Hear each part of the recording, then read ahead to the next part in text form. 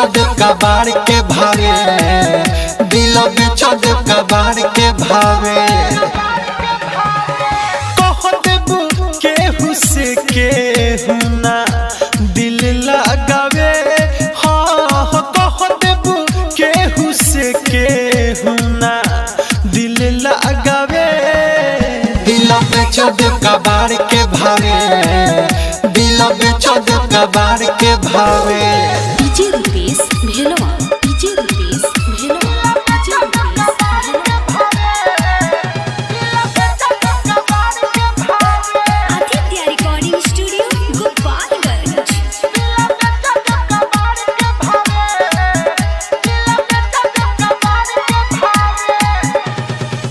रहिले जागल लोगावा पागल तोरा चलते कहता।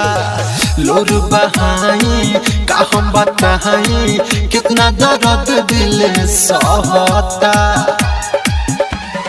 अब तो कौन काम के नहीं बावे रे, अब तो कौन काम के नहीं बावे।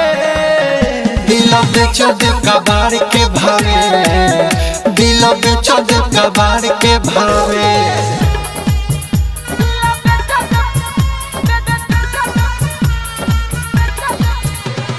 DJ Rupesh Bhelwa, DJ Rupesh Bhelwa, DJ Rupesh Bhelwa. बड़ी घुमैले ठीक न कइले, हमके फसैले जाल में। धोखा कइले नहीं महइले, देख ले बानी कौना हाल में। कहे से सनाथ दीपक चैन न पावे रे, कहे सहते हम दीपक चैन न पावे। दिल बेचो दे कबाड़ के भावे, दिल बेचो दे कबाड़ के भावे।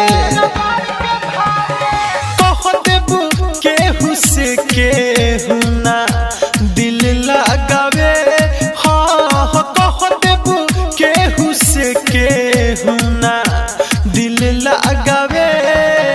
दिल बेचो दे कबाड़ के भावे, दिल बेचो दे कबाड़ के भावे।